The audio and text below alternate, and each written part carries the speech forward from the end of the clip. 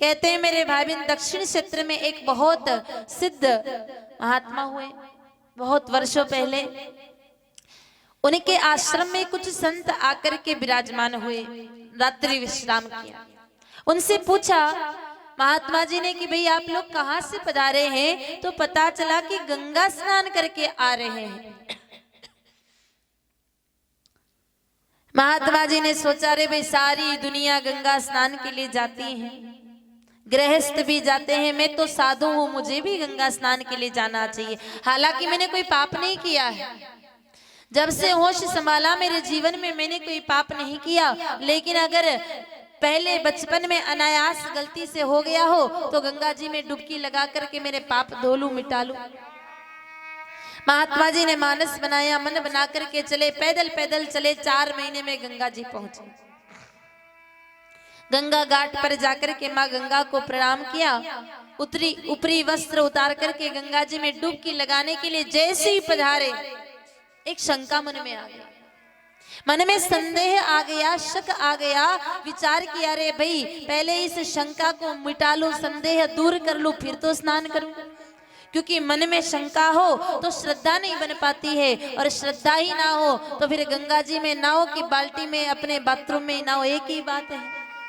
बिना श्रद्धा के गंगा जी में नहाने का कोई अर्थ नहीं है। वापस वस्त्र धारण कर लिए महात्मा जी, वापस बाहर आए, सभी संतों से जाकर के पूछा, लेकिन उचित समाधान नहीं मिला, उचित आंसर उत्तर नहीं मिला। जब संदेह नहीं मिटा मेरे भाई बहन, तो विचार किया रे भाई साधु संतों से पूछूं, जगत वासियों से पूछूं, इससे तो अच्छा है कि ये जगत की माँ, जगत जननी माँ गंगा बह रही है, इस गंगा से ही पूछ लेता हूँ। आह्वान किया और मेरे भाई बहन माँ गंगा को बुलाया, और जैसे ही विनती करके बुलाया, माँ गंगा सामने साक्षात दर्शन देने लगी।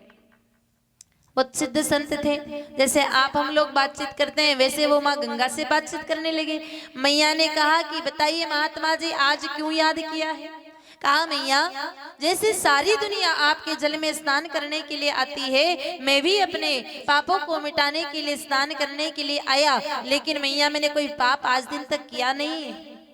अनायास से कोई हुआ हो तो बात अलग है, कोई पाप मैंने किया नहीं। आपके जल में मैं स्नान करूं, डुबकी लगाऊं, और गलती से किसी और का छूटा हुआ पाप मेरे माथे पे आके चिपक गया तो? क्योंकि हजारों लोग रोज आकर के स्नान करते हैं, सभी का पाप नदी के आपके इस जल में पड़ा हुआ है, किसी और का मेरे माथे पर आ गया तो मैं तो उल्टा नुकसान में हो जाऊंगा। गंगा माता ने कहा महात्मा जी आप तो निश्चिंत होकर के स्नान करिए, किसी भी प्रकार का पाप आपको छूने वाला नहीं, क्योंकि मैं सतयुग में जितनी पवित्र थी आज भी कलयुग में उतनी ही पवित्र हूं, मुझ में किसी भी प्रकार का कोई भी पाप नहीं। महात्मा जी का संदेह तो और बढ़ गया। कहा मैया अगर आप आज भी उतनी पवित्र हो तो फिर इतने लोग जो डुबकी लगाते हैं उनका पाप कहाँ जाता है? क्या पाप छूटता नहीं है? यदि छूटता है तो कहाँ जाता है? तब माँ गंगा ने कहा महात्मा जी वैसे तो ये गोपनीय विषय है, लेकिन मेरा जल भी पवित्र और आपका मन भी पवित्र है, इसलिए आपको मैं ये रहस्य, ये गूढ़ रहस्य आपको बताती हूँ कि जितने भी लोग संकल्प लेकर के मेरे जल में स्नान करते हैं, जो संकल्प लेकर के स्नान करते हैं कि आज के बाद ये पाप मेरे जीवन में कभी होगा नहीं, ऐसे लोगों के पाप तो जल में छूट जाते हैं। धीरे धीरे बहकर के जब किनारे पर जाते हैं और जब कोई गाय माता जल पीने के लिए आती है, उनके खुरों से वो पाप, वो जल जब स्पर्श होता है, सारे पाप गल करके समाप्त हो जाते हैं और जल पवित्र हो जाता है गौ माता के चरण रज को स्पर्श करने से। और जो लोग संकल्प नहीं लेते हैं, ऐसे अनायास जाकर के डुबकी लगाते हैं, पाप तो उनके भी छूट जाते हैं। और वो सारे पाप छोड़ करके जीव जब बाहर जाता है, वस्त्र पहन करके अपने अपनी क्षमता के अनुसार पीपी शीशी लाता है और बरनी में अपने अपने पाप पानी के साथ जल के साथ वापस ढक्कन टाइट करके अपने घर साथ ले जाता है। बोलो ऐसा करते हैं कि नहीं करते हैं? गंगा जी में नहाते भी और गंगा जल भर करके लाते भी हैं। और बहुत सारे लोग तो पड़ोसियों को भी बांटते हैं कि भैया थोड़ा थोड़ा पाप मारा तू भी रख ले, पड़ोसियों में भी बांट देते हैं। गंगा जल लाते तो पड़ोसी में बांटने का काम करते हैं ना। तो महात्मा जी कहने लगे भैया आपके कहने का अर्थ यह है कि क्या गंगा जल घर नहीं ले जाना चाहिए? कहा बिल्कुल, किसी भी सूरत में माँ गंगा का जल, इस गंगा जल को घर नहीं ले जाना चाहिए। कहा मैया कैसी शास्त्र विरोधी चर्चा आप कर रही हो?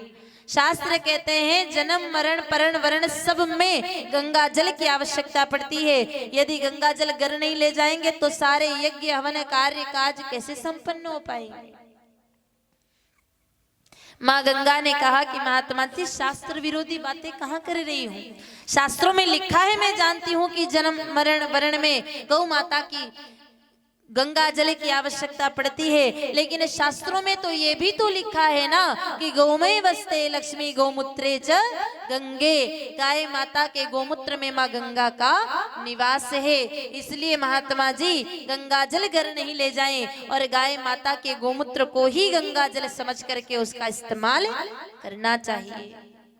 के मेरे भाई बहन, माँ गंगा स्वयं कह रही है।